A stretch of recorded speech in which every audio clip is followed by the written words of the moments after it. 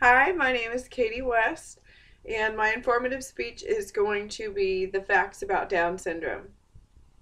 So, one in every 691 babies in the United States is born with Down syndrome, making Down syndrome the most common genetic condition in the U.S.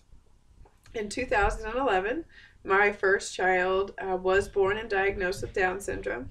She had some additional health issues, some heart defects, and things of that nature.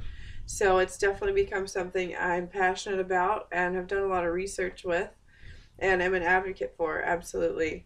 So until you've had an experience with someone with Down syndrome or are familiar with the diagnosis, most people don't understand like how it happens and what comes with it or what it even means for that matter. And at some point in our lives, we all come into contact with someone with Down syndrome, whether that be Walmart or school or a job or even just going to the grocery store and that individual being someone you interact with at the counter. We all have that opportunity to interact with someone with Down syndrome. And it's so important we understand them so we can properly interact with them instead of just ignoring it, because unfortunately that has become something that people in the community are doing because they're not knowledgeable on Down syndrome.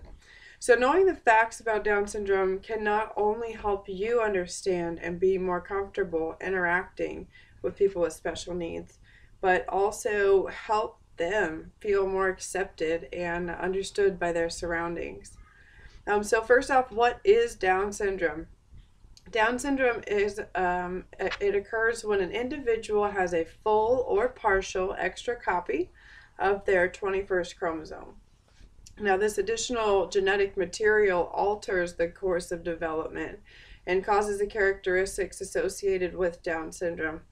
And most people with Down syndrome do experience cognitive delays. They can be mild to moderate. It really just depends on several factors. So there's three types of Down syndrome. The first and most common is trisomy 21, which is an extra third copy of your 21st chromosome. The next common type of Down syndrome is translocation, and that's a little less common than trisomy 21. And the third is mosaicism, and that is the least common type of Down syndrome. So it definitely occurs in people of all races and economic levels. However, it is more likely that it will occur with the increase of the mother's age. Now, it's been more recently studied that because of the high level of fertility in younger women, it is becoming a more prevalent thing in women under 35, but it does increase your chances when you age over 35.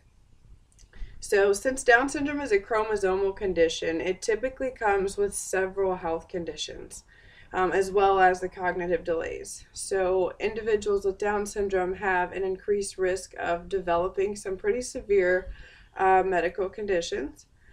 About half of the children with Down syndrome are born with a heart defect. The most common heart defects would be congenital heart disease, an atrioventricular septal defect, which is holes in the heart septum. My daughter was born with one in each septum, so that meant that the unoxygenated blood that hadn't made it to the lungs was actually being delivered to the body, which is why these can be so detrimental to life at such a young age. So they also have several muscle issues, low muscle tone. They have several common physical traits such as the low muscle tone and small stature, and things of that nature. And the low muscle tone typically causes some more physical delays, such as taking longer to move their heads left to right and just crawling, walking, jumping with both feet, things of that nature. Those typically take longer to come.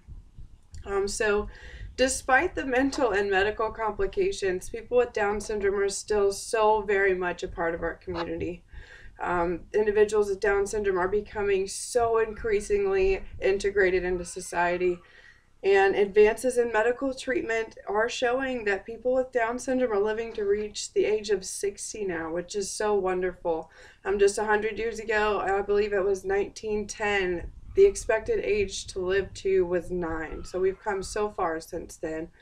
Um, Mainstreaming children with Down syndrome into public school environments can help them prepare for life and gain some crucial social skills.